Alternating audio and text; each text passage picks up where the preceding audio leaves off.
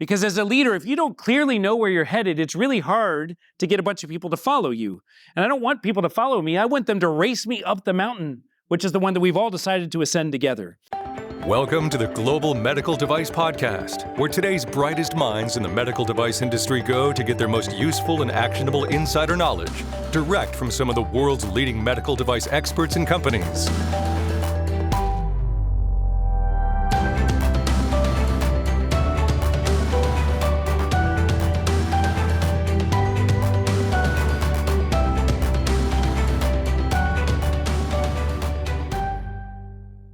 The medical device industry is nothing if not unique. So we built software that works the same way.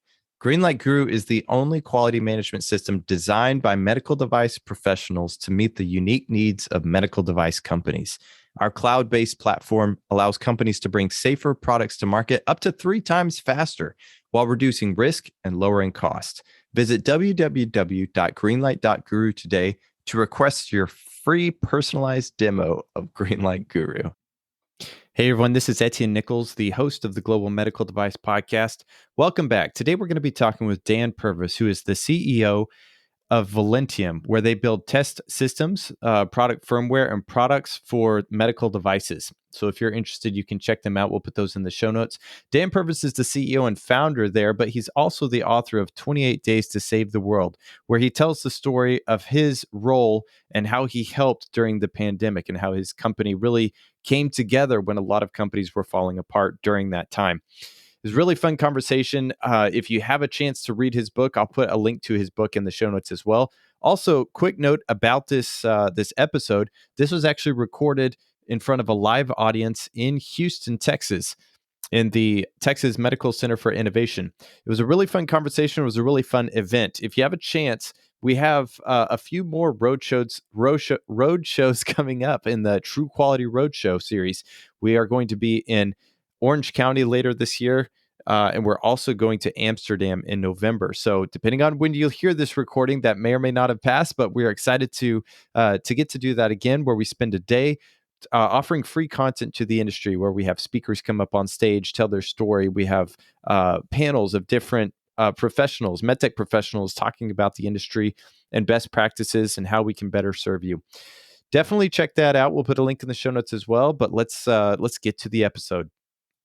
Dan, why don't you go ahead and give a little bit of your background, and we're going to talk a little bit about the story of you and your company working to save the world, but let's give a little background on you and how you got to that point, if you don't mind. Sure. So I was born at an early age, and the bottom line is, when I was in junior high, I figured out that people would pay $0.25 for a little piece of Hubba Bubba. And my mom was a teacher in that junior high, and gum is not allowed. And she caught me and then took me to Sam's, where I could learn about supply. And she actually bought me a case of Hubba Bubba, and I was the gum guy. And I realized right then that, man, I really like business. This idea that I could buy for a little and sell for a lot and delight fellow junior high kids, much to the consternation of the VP, was great. And so the vice principal was not really a fan, but I learned a great lesson about business through all that. And through the course of the next several years, I got a degree in electrical engineering, and my goal in electrical engineering was to find the smartest person in the class and become their friend. And so people have always been my passion. And so that doesn't mean that you can't be a gifted engineer, but it is not my thing. People say, "Are you an electrical engineer?" I say, "I'm an electrical engineer by training, but my passion is people." And so the dream that I have always had is to be a part of an organization or organizations that can change lives. And so when my co-founder Tim Carroll and I had the chance to found Velentium 10 years ago, we kept fighting with this idea of, like, what are we supposed to be about? We finally came up with we exist to change lives for a better world. We exist to change lives for a better world. And we fought it and fought it and fought it. Why do we fight it? Because it just sounds so trite. We bring good things to life or whatever. And yet it really is who we are. And so when you say, tell us about Dan, I'm married to my favorite person. We've got 4 kiddos. They're 17, 16, 14, and 12, which meant 4, 3, 2, and newborn at one point. Velentium is 10 years old. We started a company where there were 2 people in the company when my kids were 7, 6, 5, and 3. And so You can do it. You can do it. It's doable. The spoils don't go to the most talented.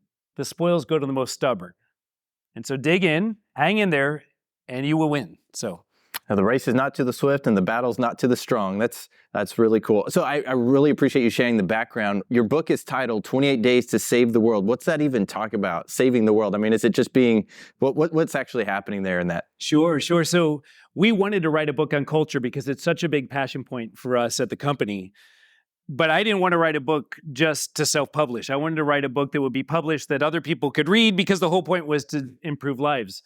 And so then we had this opportunity through the COVID response to have this amazing story. And through that story, we now have a publisher. And so what we did is we merged the COVID story with the culture book we wanted to write and turned it into one. We were meeting as a senior leadership team in March of 2020. And we were talking about the PPP program. For those of you that aren't familiar, it did happen. But it was a chance to get money from the government to try to keep people employed. I had an email in my draft inbox to the staff at Velentium saying, we're going to try to hang on to everybody. We're really not sure what's going to happen. And then we had a phone call that afternoon.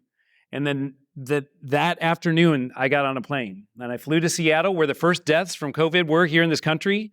I walked down the street of our neighborhood with my wife saying, babe, I have to do this. We have a chance to work on a ventilator project that could save lives. I have to do this. And she just wept. I kissed her on the forehead as I walked out the door because nobody really knew at that point just how lethal is this thing. And it turned out to be pretty lethal, but you just didn't know.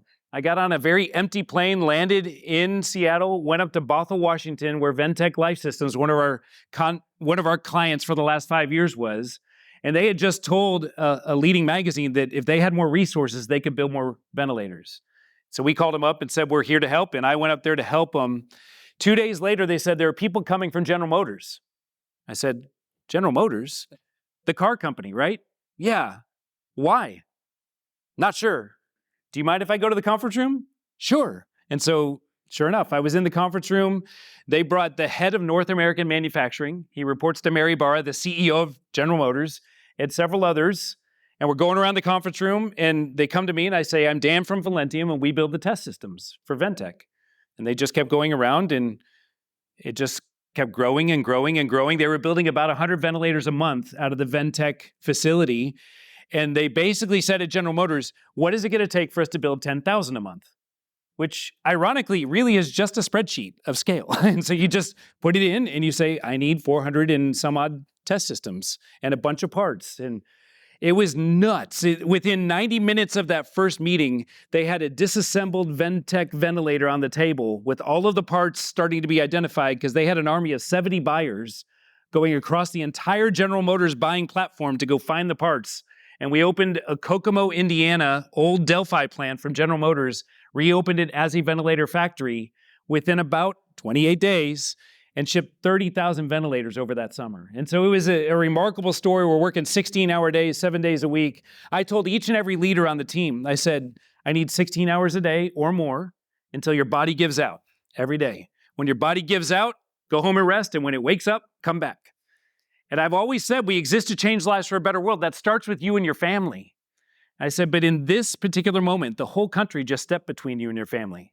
And if you're going to lead for me on this team, you can't just be willing to do that 16 hours, 7 days a week. You have to be willing to require it of everyone on your team. And everybody to a person said yes, except for one who had just gotten married. He said, I need to go talk to my new bride. And the next day he said yes too. And so it was really cool to know that we had a team that was all in because, man, in that moment, it was clear that they were all in. They were all in because for years we've been building this culture into them that we exist to change lives for a better world. So when an opportunity like that came across our plate, it was just obvious that it was something we had to step into. And so we went up to Kokomo, Indiana. We were shipping test systems each and every day. We had multiple shifts, so we were going 24/7. And sure enough, we turned on a ventilator factory from a shuttered plant inside of a month. And those first ventilators went out the door to hospitals to the tune of then 30,000 over that summer. I remember in 2019, I think it was September of 2019, where I was a project manager at the time, sourcing a lot of parts out of China, and I got an email, and I turned to my team and I said, something's going on in China, we're going to have a delay. And I wish I still had those emails. You talk about 400,000 parts, the amount of supply chain that you had to deal with. So I've read some of that part of your book, the supply chain, the story about your wife breaking through the gates to drive out onto the tarmac to deliver the box to the plane. That's just amazing. What are some of the things that you really had to navigate to get that? With supply chain down, how did you manage that? What were some of the tricks? Sure. So the fun thing about a factory is that you assemble something in a factory, and then in life sciences, you then have to test and verify that thing you assembled to make sure that whatever just got approved by FDA matches what you're building on the floor, such that the test systems, the verification of that unit represents about 50% of everything that's done in the factory. Maybe not by manpower, maybe not by dollars, but by function, testing is half of the game. And here we are in a project that is being talked about from the White House lawn. Mike Pence is in the facility. People that report to Mary Barra are here all the time, and we are half of it because we're all of the test systems. I got a call from Phil Kenley, who's the director of North American manufacturing. He was like, "You're late." And I'm like, man, we got the PO like 3 days ago, right? We bought $2 million worth of parts before a purchase order. Terrifying. We bet the company on it, and we bet the company on it because it was the right thing to do, because it was going to be your mom or my mom and one ventilator left, and they both have COVID. We couldn't let that happen if we had a chance to step into that. And so from the get-go, we were buying parts. We got that order from General Motors, and it was the largest order by far in the history of the company, and we turned it down, which was also terrifying, but it violated our values. Our first value is honorable. And the delivery date on that purchase order was 2 weeks. And I was like, I can't accept this in good faith. There's no way I can do this. And the buyer goes, great, tell me what date to put. I said, here's what you put for the date. You ready? He's like, yeah. Said, put this. At every day, at the time of General Motors choosing, Dan Purvis will brief whoever wants to be in the room exactly where we stand. He says, that's not a date. I was like, I know, but that's all I could promise. And we just stood by that, and that's what they put in, and it allowed me and my client to be partners throughout the entire thing because we were contractually obligated to communicate, and that was it. And as a result, we got it done quicker. We had what we like to call your friendly neighborhood purchasing team from a supply chain perspective, because many of us were home, right? So I had a lot of executive friends who went to college with me, and so we're getting a little bit grayer, and so we're running things, and a lot of them were home, and I said, hey, do you mind buying for me? They're like, what do you mean? I was like, turn on the news. That's what we're doing right now. I really need a lot of parts bought. And so we've got this online spreadsheet, Google Sheets. I think we had 57 people in that spreadsheet at one time at one point. And there was engineers designing things. And then there was the black line. And above the black line meant it was approved. Below the black line meant engineers were still trying to figure out alternatives, parts that might be available, et cetera. Once it went above the black line, it needed to be bought as quickly as possible. And I had friends, all with my platinum card from American Express, just buying. And so all over West Houston, there were executives that had not done purchasing ever or in a long time, purchasing again, because it was leaders that I knew. I'm like, don't take no for an answer. Don't take no for an answer. If the answer is, yes, I have that part, but I can't get it to you tomorrow, and we need it tomorrow, then figure out a way to get it here. My personal trainer, I started sending him all over the country. He would fly all over the country, and I was like, well, if you can't get it to me by tomorrow, can you get it to the airport hotel by tomorrow morning at 6 a.m.? Well, yeah, we could do that. Good, because my trainer is going to be there, and you hand it to him, and he'll fly it to me, and I'll have it by 9. And so we would do that over and over again, such that when I got that call from Phil Kenley, he said, when I briefed the White House this afternoon, and I say we're late because of test systems, what am I supposed to tell him? And I went, tell him to call me. He didn't, but I was like, holy smokes, what if he does? We were doing the best we could with the supply chain. Yeah, I've heard of people trying to get out of a workout, but that's a new one for me. So sending them out, look at Send your trainer. Yeah. So, okay, you break your book down based on how you save the world, 28 days. And then later on, you start talking about the culture. Our CEO, David Duran, we call him Didi, he talks about culture, and every new hire who comes on, he shows them a picture of someone dancing in the rain. And he said, this is not culture, where you're just dancing and the culture's raining down on you. You have to rain it down on other people. So I'm curious, when you start talking about these different things, whose responsibility is it to perpetuate that culture, and whose responsibility is the culture?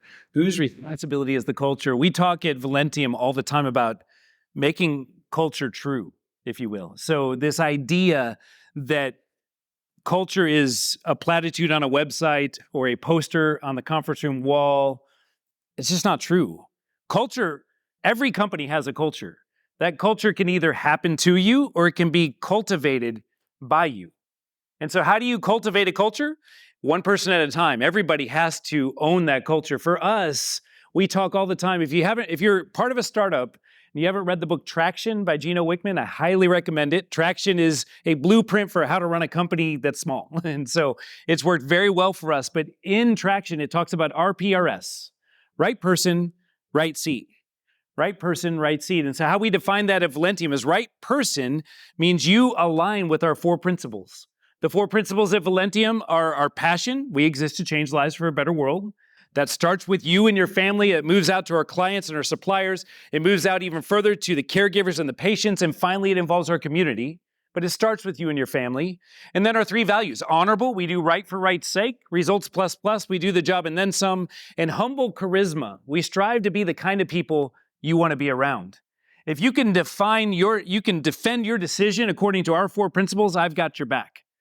But what I've found is that a right person is somebody who just gets those 4 principles. And I found that I can't train you to be a right person for our company. If you're a wrong person for our company, then there is a right company for you, and it's not us. A guy on a plane next to me, he was an executive at David Weekley Homes. You're familiar with that home builder here in town. He taught me this concept. I love it. He said, sometimes you just have to invite someone to pursue excellence elsewhere.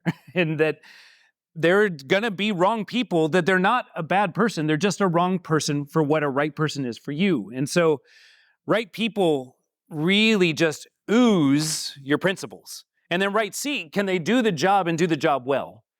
And we're very forgiving on right seat. If we have a right person, we will work hard at Velentium to find the right seat for you where you can shine. But if you get people right person and right seat, man, the energy that comes out of that to just not that employee, but all the people around them is really, really great. You probably already answered this, but I wanted to ask you a little bit about why culture is so important. Because a lot of times, we're just do the work. That's really what it comes down to. A lot of times in my mind, when I was thinking when I was a project manager, and I look back on that with a little bit of regret and shame, because I do appreciate culture so much more now. But I'm curious what your answer would be. Why is it so important? Yeah, so my mentor said that culture eats strategy for breakfast, and I think he got it from Peter Drucker. But the idea, and we sell this all the time to our clients, it is going to hit the fan at some point in whatever you're doing and whatever I do.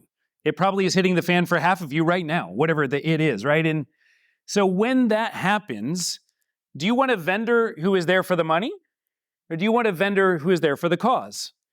And so at our company, we exist to change lives for a better world. You hear me say this again and again and again because I'm pounding it home in my own heart and in the hearts of everybody that works with me all the time.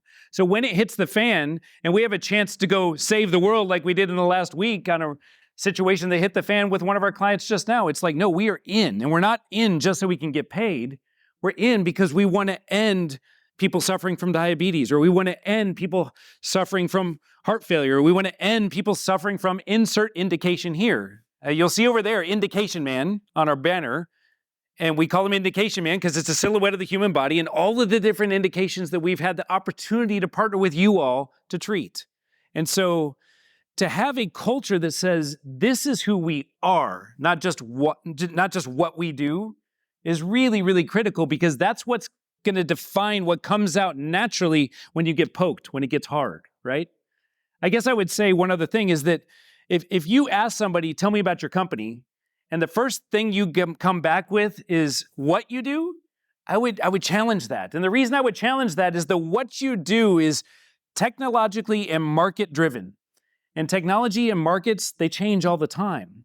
But if I say, tell me about your company, and you say, here's why we exist, here's how we exist, here's who we exist, here's where we're headed, and finally, here's what we do, these four don't ever have to change.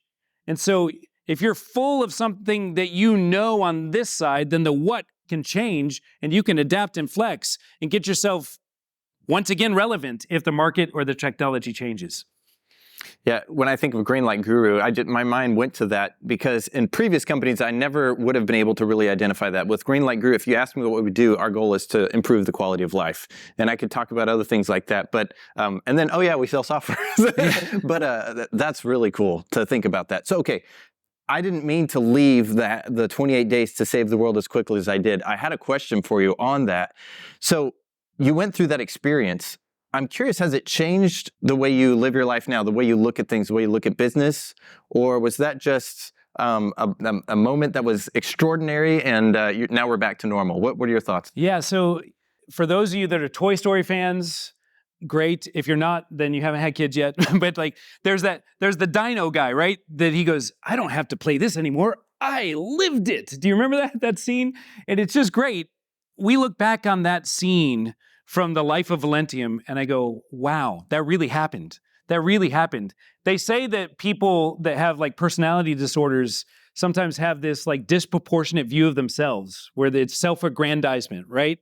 And there were several times at the hotel in Kokomo where I'm like, is this as big a deal as it feels? Am I making this up? And then you turn on the news and you see pictures of the plant you just left, and you're like, no, this is the real deal. And so, one of the things, this is going to be kind of funny for you guys at Greenlight Guru, one of the things that I said after that project was the company after Project V will never be the same as the company before. And the thing we're going to do first and foremost is pour into sales and marketing like we never have before. And we're going to copy Greenlight Guru because your marketing is unbelievable. Yeah. So like just the way that you lead in the marketplace. I remember going to one of your trade show booths a decade ago, or maybe it wasn't quite that, but a long time ago, and going, man, you guys seem pretty cool. How big are you? And you're pretty small, right? And you've always projected just way bigger than you were, and it just continues to grow. I'm very impressed with how you market, and that was the number one thing, is we wanted to walk away from that project with an investment in sales and marketing that started to lead the marketplace, similar to the way you guys do. Just guilty by association. He's looking at me, but I'm just, no. The whole team could stand up right now and start clapping. That's great. I love that and I appreciate that. One of my favorite concepts, and kind of leading into or segueing from what you were talking about, one of my favorite concepts from the book was slow, fast, slow. I wonder if you could talk about that a little bit. Yeah, so the idea of slow, fast, slow, there's a chapter in the book that talks about that moment when I called the leaders to Project V, that we had been working on this for, at that point, 8 years or so. And so for 8 years, we've been building roots into this company. And it's one of those situations where I felt like the results from the root building we had been investing in was disproportionately low to the amount of effort we had put in to continue to build and drive roots deep into the ground. And what we found is that what will happen, especially in small companies, is that you can find yourself in moments in history where you are uniquely placed as the person. And when that moment comes, it's time to act extremely fast. It's not a time to go, I'm not sure, what do we think? I don't know. You jump in. You jump in with reckless abandon. Like one of the leaders at General Motors got asked by General Motors purchasing, man, that price seems kind of crazy. Is there anybody else that could do it? And he told me afterwards, it was an engineering colleague of mine, he told me afterwards, he goes, yes, I could give you 12 names of people that could do it. And I was like, no, I want the business. He goes, but if you want it done in the next 2 months, there's one company in the world that can do that because they've been working with Ventec for the last 5 years. We were uniquely able to do that like nobody else. But I've thought about it before. If we had sent one of our engineers who had worked on that project up to Seattle instead of a leader up to Seattle, well, we ended up with a few days of consulting or maybe several weeks of consulting instead of multiple millions in every test system in the building, right? So when you come across a moment where you go, ooh, I might be tailor-made for this, I would suggest that you are tailor-made for this. there's a chapter in the book that says, why not me? And it goes very close with this slow, fast, slow idea. Why not you? Why not you? I think it should be you, because the person on the screen on the TV that's getting all the fame and fortune because they just changed the world, they still put their pants on one leg at a time, just like all of us do. And so why not you? I think it should be you. And to the extent that it is you, step forward. We volunteered again and again and again over the weeks that led up to that project. We called them when we read the article. We showed up when they said they were overwhelmed. I said, we have a war room meeting every morning at 8 a.m. I'll be at it tomorrow morning. Over and over again, we volunteered ourselves. And that was the fast. It led to several months of very fast, and then you get back to slow. So 7 or 8 years of driving routes, several weeks or months of extreme speed. And then after that, whoa, what just happened? Think of, I don't know if you've whitewater rafted. We love to do that in Colorado in the summers. But there's periods of beer drinking and floating. And then it's like, beer's down, oars up. Everybody better listen or we're all going over. And it's like, you're like, oh my gosh, we're going through that. And then you go through that and it's exhilarating and then you float some more. And so think about that in the life of your company. Drive your cultural roots deep. Jump right into that rapid and row like crazy. And then afterwards, what just happened? What could be better? What did I learn? How could the process have improved? Who shone during that? And as a result, could do other things at this company? Who really didn't? Who shied in that moment? And maybe isn't a right person like we thought they were. That's what the rapids will show you. And so that's the idea of slow, fast, slow. Prepare, act, recover. If I was at home, I'd have multiple screens with lots of notes and taking notes for it. Next question. So this is difficult for me, but I'm appreciating that you can just take this. One thing that you had in your book was page 48. The why not you? Oh, wait, page 48, of course. Of course, it was page 148. I think it should be you. I want to read this. This is not my words, it's his. I hope you'll decide to stop accepting the world as it is. I hope that instead you'll start making promises and taking steps to go after something great. And I know that you'll be able to do it because you'll understand the power of culture, and you will after this talk. Someone's got to save the world. Why not you? I got chills. And if this was my book, it was underlined and highlighted and dog-eared. That was great. So why not you? There's another thing. It almost seems like a juxtaposition, though. Later on, you talk about a phrase that says, you decide. As a CEO, how do you use that phrase, with in regards to culture? Yeah, you decide. My favorite 2 words at the company, by far, you decide. I like to tell the story. We adopted 2 boys from Kazakhstan. And as part of the dossier that we had to prepare for Kazakhstan, you had to have a letter on your bank's letterhead that said you had a bank account. Because I guess in Kazakhstan, that's a thing, and it shows a certain level of status, which means you're worthy of being a parent. But at any rate, it was a requirement. I walked into, I'll call them Big Bank, and I said, yeah, I just need something on your letterhead that says I have an account here. And the manager goes, I can't do that. I was like, wait, what do you mean? And I love this quote, and I hate this quote. And he said, I don't have an F key for that. And I was like, what are you talking about? He was like, well, we can print these 12 forms, F1 through F12. And if it's not that, I can't do it. And this led to about 90 minutes of me almost getting myself arrested, where I was like, do you have this thing called the internet? Do you have this thing called Microsoft Word? Go download your logo, put it on Word, and say I have an account, print it out, and sign it. And he finally did. And he was like, I'm doing you such a favor right now. And I was like, oh my word, you're between me and my son. You're like, no, it was crazy. And I just found myself going, yes, processes are important. Yes, procedures are important. We're at a quality conference, but taking so much of the humanity out of the workers that you don't give them any ability to make a decision means that you as the leaders are going to be workaholics, because there's no way you could scale your company if every decision has to go through your desk. So my favorite 2 words by far in the company are you decide, because if every decision has to go through my desk, I can't coach my daughter's private school basketball team, which I did this season. It was great, but I had to leave the office every day at 2:30 to go coach her private school basketball 5 days a week for the 2 or 3 months. I would rather do that, because 10 years from now, I'm not going to go, man, December 2022, I sure do wish I had worked more. But I will look back in 10 years and remember that season. We almost got shut out one game in basketball, but not the best coach. But the fact is, we had a blast.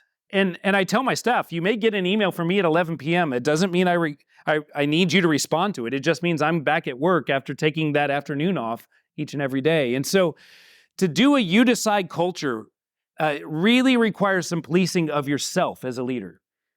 Because there are plenty of times that somebody makes a different decision that's not a bad decision. And when that different but not bad decision happens, you got to let it ride. Like I got a call earlier yesterday, the 5-minute talk that you heard earlier today about Velentium. Who's given that? I was like, Ben's given that. Well, why is Ben given that instead of you? Well, he should. Why not? It's like, why not? Like the idea that could somebody else in your company do it? And if they could, they should.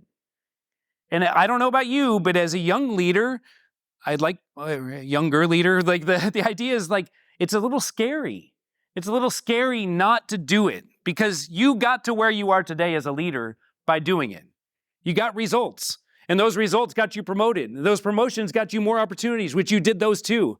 And yet the higher you get in your organization, and especially if you're starting up a new organization, it's not what you do, it's how you think, which is a whole different mindset. And so this idea of I'm going to step away and let the organization do its thing is critical. But it's terrifying as a leader. Am I going to be left with nothing to do? And if I'm left with nothing to do, what happens next?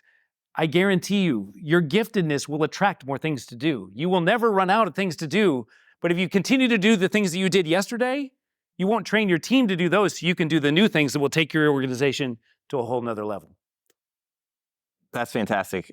I'm trying to figure out exactly which way to go with that because decide. Thank you. Rules versus principles. That was one of the things I wanted to talk about because you mentioned that this is a quality focused, day that we're talking about here. There's a lot of rules that we have to follow. So how can a medical device company take that and actually say, okay, we're gonna implement principles versus rules? Can we get away with that when we're supposed to have SOPs and so forth? What does that look like? Sure. So principles over rules basically says, come up with the core of your culture, and anytime a principle can reign, do it. Anytime a principle can reign, do it. But what you'll find is that those principles will get violated all the time. So what happens when a principle gets violated? If you tolerate that, your culture just changed. If you don't tolerate that, and that doesn't mean you have to remove that person, but it does mean you have to train to it, then that principle gets reinforced. And what I've learned again and again as a leader is that the rest of your organization that is diligently following your culture sees the culture violations, such that when you tolerate it as a leader, because it's uncomfortable to confront that person, to train that person, to correct that person, to remove that person, the rest of your culture, the rest of your people stand up and take notice and go, wait a minute, maybe this isn't our culture. I just saw it just recently on one of our Slack channels. It was like, it seems like there are a couple of people that are using Slack to perpetuate a cancer that doesn't seem like it's very much the Velentium way. I was like, whew, thank you, Mr. New Person on the company leadership team. That's a really good point. I'm going to have to work on that. But so if a principal can do it that way. A principal cannot handle your manufacturing floor. A standard operating procedure and a work instruction can handle your operating floor. But if a principal could handle it and it's not, and that not has a name, don't ever put a rule in. I've always said that we're not going to have rules with names on them. If there is a name in the company that is continuing to create needs for rules, it's time for that person to pursue excellence elsewhere. Because I want every rule in this company, if we ever have one, to motivate and inspire top performance, not babysit and police bottom performers. And so if I have a bottom performer that continually needs a rule, it's just time for them to go. And so when we think about principles over rules, I think that the bottom line is when you apply it to quality is, could a principal do it? And if not, if there's a procedure or a regulation that demands something more, then obviously you have to have that. Yeah, that's really good. I want to talk about the grow, defend. I can't remember the last part. Grow, either. Grow, defend. Launch, maybe? Launch, yeah. The section of the book where you talk about growing your culture, defending your culture. I really did write the book, I think. And I really did read it, I think. But you know what? I've got the book right here. Let's look at it. There's a section. I'm going to look at the index real quick. There it is. Defend, grow, think. Think. Think. Think as you decide, and the F key culture and avoiding the F key culture. Yeah. What about when you soar at the very end? You talk about launching and soaring your culture and growing your company even further. One of the things that you talked about was your vision. And I remember you reading something about 1,000 families. And what does that mean, and why does a vision matter? Sure. So when I meet with new staff or prospective leaders that might want to come and join our company, and they want to know about Velentium, I say, what I have to do is tell you about our company. And then if that jazzes you, then we should explore this further. And so we start with the why of changing lives and the how of the 3 values. Then we go to the who of Velentium, which is in our name. Our name is velocity, momentum, and ingenium. Ingenium is the Latin for talent. VEL, velocity, ENT, momentum, IUM, ingenium. And because I wanted something that brought the idea of talent and speed together. And speed really matters to us. You can't just do the job well and work here. You have to do the job well and enjoy speed. And why speed? Because we exist to change lives for a better world, and that starts with your family, but I need the job done. And so come in, work hard, work fast, and go home. And so that was the idea of speed and talent, and I wanted something where the .com was available, and I finally found Velentium. And so, so that was the who of Velentium, and then you go to the where of Velentium. The where of Velentium is our vision of where we're headed. So people oftentimes in a culture will say, well, what's the difference between mission or passion is what we like to say, and vision? Well, your mission is the why of the company. The passion is the why of the company. And there's a chapter that says more than air. When we interview different candidates, I will oftentimes say, tell me what you're passionate about. And nobody has ever answered air. And yet in 6 minutes, you're all dead. And so am I without it, right? And so yes, air, but not the why. And yet, when you say why company, a lot of times people will say, well, I want to maximize shareholder value or something that reflects money. And I'm like, no, that's the air. And I'm passionate for the money because it allows us to do all the other great things we get to do and create more Indication Man, right? So we love that, but it's not the why. And so you come around finally to the where, which is the vision, passion and mission being the why, but the vision is the where. Where are we headed? Because as a leader, if you don't clearly know where you're headed, it's really hard to get a bunch of people to follow you. And I don't want people to follow me. I want them to race me up the mountain, the one that we've all decided to ascend together. And so as you think about where in the company, the metric for that is something that's got to inspire people. And so for us, it was staff. I said, I dream of a day that we would have 1,000 staff on our team. And the reason for that is I'm passionate about people. I want to change lives for a better world, one staff person at a time. And I was drinking beer and eating pizza with a mentor of mine, Dan Moore, who is the CEO of Cyberonics here in town, and then the chairman of LivaNova. And I pursued him at a benefit and handed my business card and said, I'd like to learn from you. And I called him for 6 months, and he never returned my call, and he finally did. And after time, he finally became a friend. He actually wrote the foreword to the book. And he goes, you say 1,000 staff. I was like, yeah, that's where we're headed, 1,000 staff. He goes, but you're so passionate about the family. I was like, oh man, I love Julie. She's my favorite person. By the way, the kids go, wait, you like her more than us? And I go, oh yeah. But if we do our job right, you're all out of here. The whole job is to launch you, right? And if I do my job right, we can stay together. And he goes, well, why wouldn't you say 1,000 families? And I went, whoa. And this is something you'll find as you create your culture and test it through battle, essentially, in life with your company. It's not quite right. It's not quite right. And then, boom, it locks in. And when it locks in, you know it. We say another thing around the company, simple isn't easy, but simple is worth it. If you haven't reached simple, you're still doing this. Keep working, keep working, keep working. And finally, boom, it'll lock in. And then you know you've got it. And when you know you've got it, you've got it. And people will say, how do I know I've reached simple? I was like, you haven't. Well, how do you know? Well, because you're asking. And if you haven't reached simple, you know, there's still that, I'm not, it's kind of that head tilt. I talk about a head tilt in the book. If you have things in your culture that cause an eyebrow raise or a head tilt, it's not right. My oldest son flooded our bathroom upstairs. And I'm like, oh my gosh, there's water everywhere. And I asked my son, I was like, what happened? He was like, I have no idea. I think there's just something wrong with the toilet.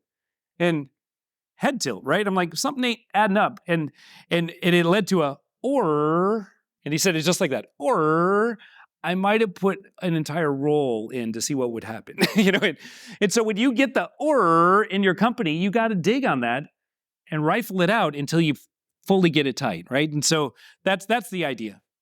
I've heard you talk about money is the air companies breathe. And you mentioned, nobody says air is your passion. However, there's a story in the book that I thought was really great. Before COVID happened, Hurricane Harvey had hit Houston. You had employees that wanted to go help, neighbors and friends. And you said, okay, we're going to do that. And we're still going to pay you. But the account kept dropping. I wonder if you could tell a little bit about that story and how you would advise companies to navigate that if they do want to pursue that to where you are helping other families and things like that. How do you navigate the money versus the ethical side?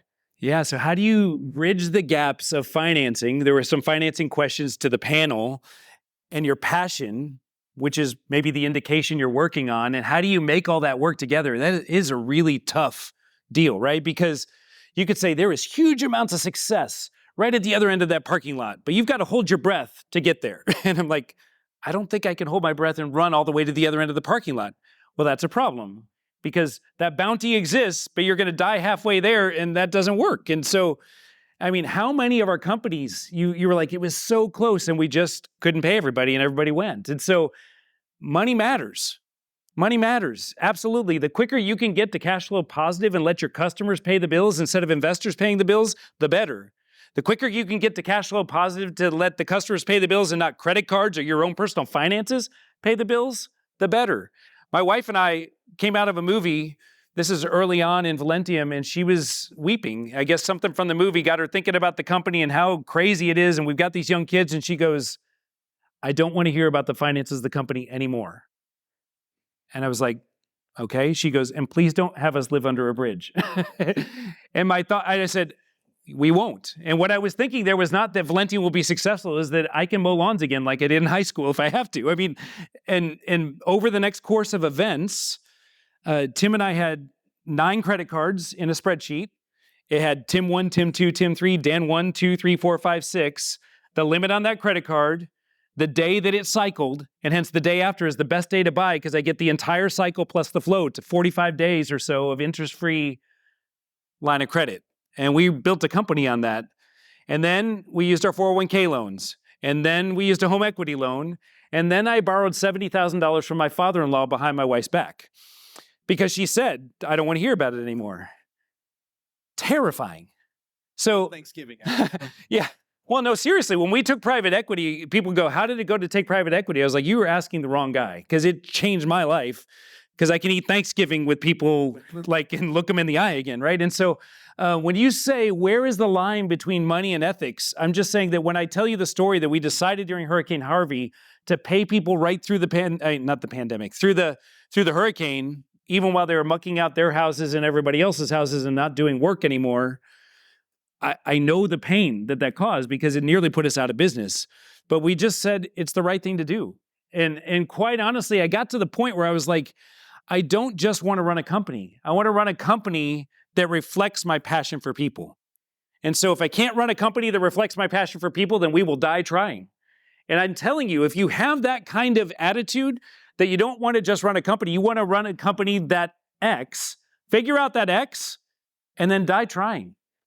And I'm telling you, you might get, we didn't get to 0. We got to very negative. I looked around there was some girls selling lemonade on the 16th tee of a golf game I was playing. And I was like, they sold lemonade to the group in front of me, which means her net worth is higher than mine. She's got 5 cents. I've got nothing, And so one more quick story on money. I went on a mission trip with my oldest son. We flew into El Paso and then went up into an Indian reservation in New Mexico. And we were driving up there. We went to the Walmart. We got some Doritos and Cokes. And then we're heading up in there on the rental car. And I got this question, Dad, are we rich? I was like, Let's say, son, that we own that water tower. We were driving by a water tower. And he goes, okay. And let's say that we get to the checkout at the Walmart with the Doritos and the Cokes. And I say, ooh, shit, I don't have any money, but I have a water tower. Would they give you the Doritos? He goes, no. And that, my friend, is the difference between cash flow and net worth. We have a very high net worth, and it is extremely illiquid and all in the company. And so how you reconcile that all in your life, if you're single and like ramen, you can go longer. If you're a head of a household with 4 young kids, it's a little bit harder. But I'm telling you, drive to what you want to lead, and I think it'll probably work. Find that way, don't say no, and why not you? Be the one that's stubborn enough to say, I'm going to make this happen. Do you have any practical advice? Because in the previous panel, we talked about how maybe in next year we could be facing a recession or something like that. You already went through the pandemic, and your story is really inspiring to me to see how you did that and how you handled it. Do you have any specific practical advice to companies who may be starting up and facing that, and how to get through that stronger than weaker? Any thoughts there? Yeah. So I say this all the time to people talking about funding. By far, the easiest and hardest, but the best funding you can get is clients. Find a way to sell something. Find a way to sell something. So maybe you can't because you don't have FDA clearance, but what do you know? Maybe you need to sell some services on the side for a while. We wanted to be design, development, and manufacturing, but we're just starting manufacturing now. We've had clients for years beg us to manufacture for them. I'm like, I can't. Why can't you? Well, I don't have a factory. Well, why don't you? Factories cost money. It's like, I don't have any. And so, find a way to let your clients pay for it. We went up to Ventec Life Systems early in our company. They were a longtime client of ours. And I said, I'm looking at payroll yet again. I'm not sure how we're going to make it work. I'm going to go up to Ventec and I'm going to sell the next phase of the project. And I'm going to come home with $50,000. And Tim, my partner, he goes, well, how are you going to do that? I was like, I'm going to do it. And sure enough, we got the order for the next piece. They said, you've got a deal? And I said, great, I need 50 grand down. And they said, we don't do that. I said, then there's no deal. And I just started staring at them, and they started staring at me. They were like, let's go get the founder. And they went and got Doug DeVries, and he came in. I told the same story. I was like, I have to have 50 grand. We're growing, which is great. We're growing, which you should like, but we're growing, and that eats cash. And you get that, right? If you don't get why growth eats cash, you need to figure that out, because you go hire a person, they're net 2 weeks. They want to be paid every other Friday. But you go do work that may turn into revenue someday in the future when you get approval, or may turn into revenue when you can bill a client and they pay you 90 days later or 120 days later, but you're paying your employees every 2 weeks. The more you add, it takes a while for that cash to rush up behind them. And so, I just looked at the founder and just kept saying, it's going to take 50 grand. And he goes, son, you have a deal. And I was like, thanks for calling me son. I guess I still look young. So, but yeah, that was the deal. That's fantastic. I really appreciate all the stories. I'm going to give the mic over to the audience now. So the question of what do we do on the day-to-day to reinforce culture? There's the story that's told of a kid who's walking down the beach. You probably heard this story, and forgive me if you have. And he's grabbing starfish and throwing them into the ocean. And some adult comes by and he was like, man, what are you doing? He was like, I'm throwing starfish in. They were going to burn up on the sand. He's like, yeah, but look, there's starfish as far as you could see. You can never make a difference in all those starfish lives. He's like, yeah, but it mattered to this one, and tosses it in. And out of that, we say, we do for one what we'd like to do for all. We had a key leader in our company, really, really liked this person, a huge Astros fan. I pulled him into my office. I said, hey, we just hit the World Series. You, your wife, and your 2 kids are going to the game tonight. And I watched him light up. I can't do that for everybody, but not everybody loves the Astros like this guy does, right? I spoke his language. On a reward perspective, oh, by the way, he gets a book. Yeah, that's right.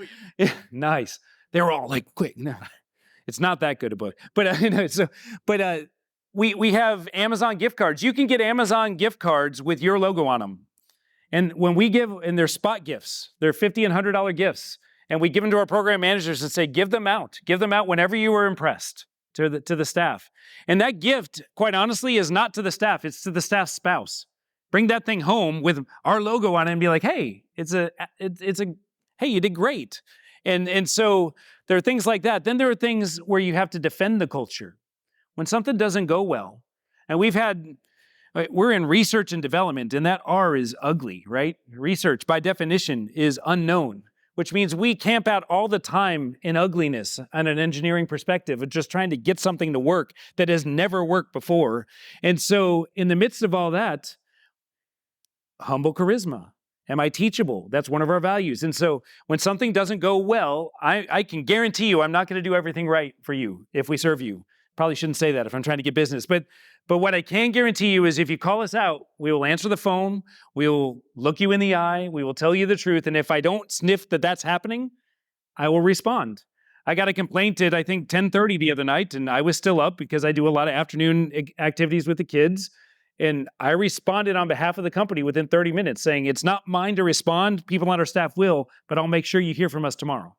Because boom, I want people to know if there's a problem, you're going to hear from us. Does that kind of help? Defend it and reward it. Defend it and reward it. Anytime your head tilts and it's not quite right, you as the leader have to speak up. You have to address it. If you ignore it, that's a problem. I want to emphasize what you said about whenever I get a gift card from Greenlight Guru, it goes to my wife because that helps me do my job better. If she's happy with Greenlight Guru, I'm living a better life. And so rewarding the spouses is fantastic too. The other thing that I wanted to mention too is I'd never seen this definition quite. I think you quote Seth Godin in the book when you talk about culture is when you can say, this is what we do, this is who we are, and this is what we do. Yeah, the who you are and what you do are aligned. We have a quarterly company meeting, and there's a share document out there for the quarterly company meeting, and there's a section of that document called Value Celebrations. And throughout the quarter, the staff can go into that area. Everybody has access to it, and they could be like, I put Dan in parentheses, humble charisma to Etienne for the way that he, and then I talk about what I saw you do. And we will have dozens of those in the corporate meeting. It's my favorite part of our quarterly meeting. I'm like, it's time for value celebrations. Dan, start us off because it's Dan's right there. And I will talk about Etienne. And then it'll go along and Kennedy, you're next. And so you're talking about your colleague and just boom, boom, boom, boom, boom. Not only are you getting your 20 seconds of fame in front of the company to talk, you're lauding your colleague and reinforcing the values, right? So it's just another way that we try to say, hey, this really does matter. We have a project highlight, and anytime we have a project highlight in the quarterly meeting, I'm always quick to make sure that the tech developer and the program manager that are talking about that project talk about Indication Man.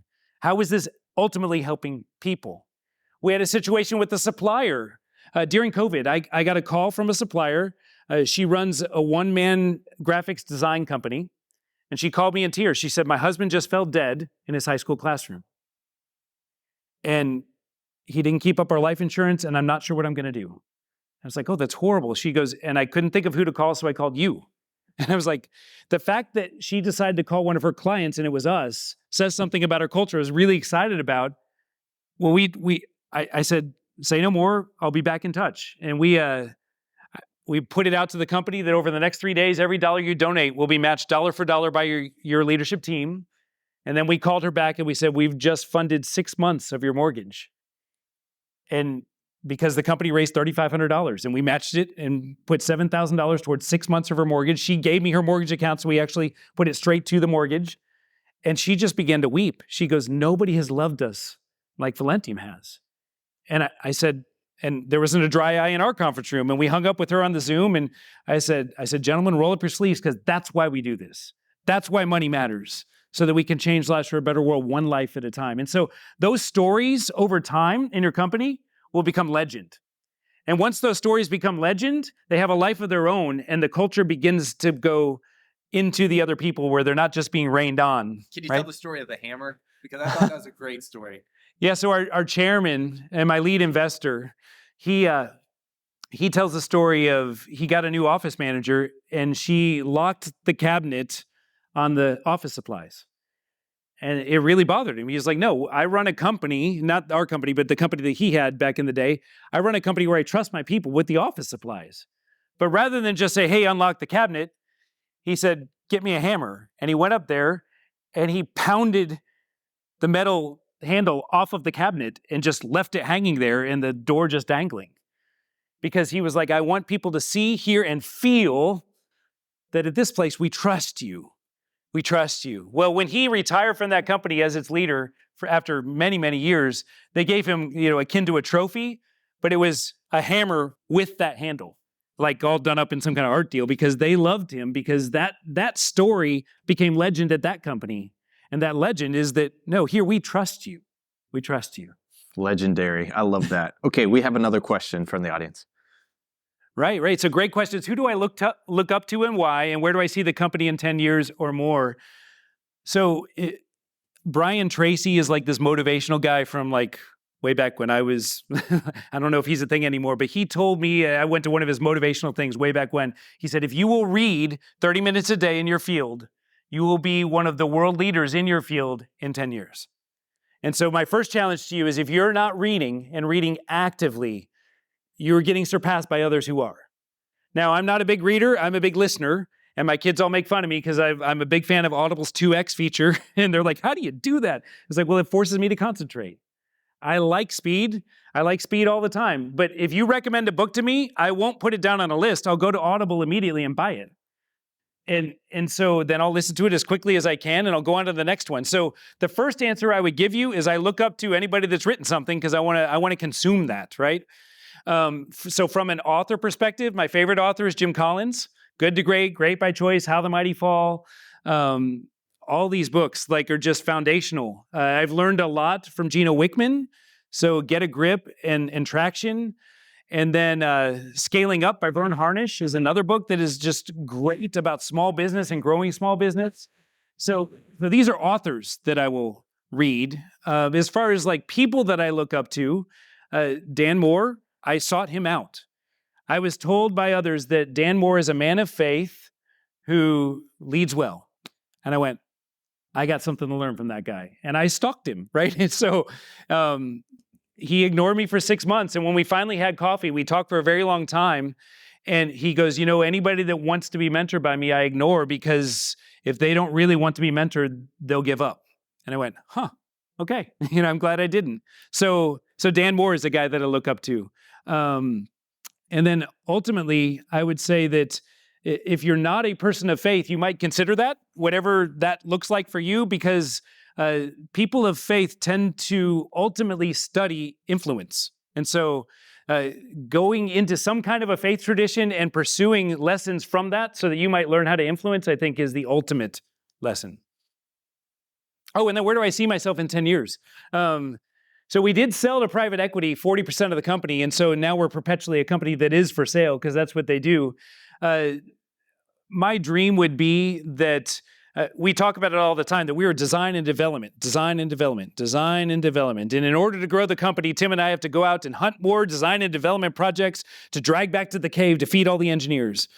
And it's exhausting because if you want to grow, you just need more and more and bigger projects. But design, development, manufacturing, then every time a new project in design development goes into manufacturing, it just grows. Because manufacturing is the life of the product as opposed to the life of the project. So my dream at the company would be that our manufacturing facility that we're building right now out in Katy will be full, but it would be full mostly of prototyping and stuff that has to be done here. But then we would have international manufacturing as well, such that as you get your product into full commercialization, into the tens of thousands, into the hundreds of thousands and beyond, we can build for you around the world as well in a way that's still competitive. And so when I say 1,000 families, I never said 1,000 engineering families. I never said 1,000 American families. I said 1,000 families. So families around the world, families from technologists to line manufacturers to full-end engineers and everywhere in between. I love all of that because I love people. And so my dream would be that 1,000 families happens not just here, but abroad, and not just in engineering, but in all of the different aspects of medical technology. Yeah, no, that's a great question. So I got the question from my father, probably year 4 or 5. Have you thought about looking for a job? And I got really mad at him. There's a scene in Ocean's 11, we were just joking about this, where they said, is he ready? And Saul goes, if you ever ask me that question again, Daniel, you will not live to see the next morning. And I was like, I kind of glared at my dad. I was like, don't ever ask that question again. I burned the boats. I burned the bridge. This is it. Because if there's a plan B, there will be tons of time in your history as an entrepreneur that you will gladly take it. It's miserable at times. But I'm telling you, the answer to your question is you do get to a point where there's some perpetual motion in it, where I'm like, not only do I think this thing is going to survive, I think it's going to be pretty good. And so that moment is really, really remarkable. It's funny how, as an entrepreneur, what you might define as that moment, people call me the avid optimist. My wife calls optimism delayed disappointment. But the fact is, as an optimist, I thought it was way earlier than maybe others would see. We had a monetary scorecard where some people that I didn't necessarily want to see that scorecard within the company did see it, and they were freaking out. I was like, man, if they're freaking out that we only have 3 months of financial life, they should have seen this a year ago when it was 3 weeks, And so, but when you finally get to the perpetual motion where you're rolling down the hill and picking up momentum, it really is fun. That hammer guy and my first mentor, Larry Bickle, he said, larger companies are easier to run. And I said, well, what do you mean by that? And it's really true. When you get large enough at a company that you can go hire the person that's great at finance, then you don't have to be the chief financial officer anymore. When you go get to a size in a company like we just did, where we hired a head of manufacturing, where we went on a national search and found a guy who's been leading thousands in multi-site international manufacturing, I don't have to worry about manufacturing anymore. And so, like, what you'll find is you do get to that point where I think we've got it. I think this thing is really going to survive. Then you could take that momentum. It's the idea of the flywheel from Jim Collins' work, and you feed that flywheel and it goes faster and faster. Every time you feed your flywheel with an elite RPRS, right person, right seat leader, it goes even faster. Because what happens is that person on your staff will fuel that flywheel of their own accord, because they too have the passion as a right person. And so, yes, you get to the point where I think I made it, and then you say, now let's turn on the gas and really, really go. Thank you guys for your time. Hopefully this is fun. So This is fun for me. I hope it was valuable for you all. Thank you so much. I really appreciate it. you bet. And let's give him a round of applause. Thank you so much for listening. If you enjoyed this episode, reach out and let us know either on LinkedIn, or I'd personally love to hear from you via email. Check us out. If you're interested in learning about our software built for MedTech, whether it's our document management system, our CAPA management system, the design controls risk management system, or our electronic data capture for clinical investigations, this is software built by MedTech professionals for MedTech professionals. You can check it out at www.greenlight.guru, or check the show notes for a link. Thanks so much for stopping in. Lastly, please consider leaving us a review on iTunes. It helps others find us. It lets us know how we're doing. We appreciate any comments that you may have. Thank you so much, and take care.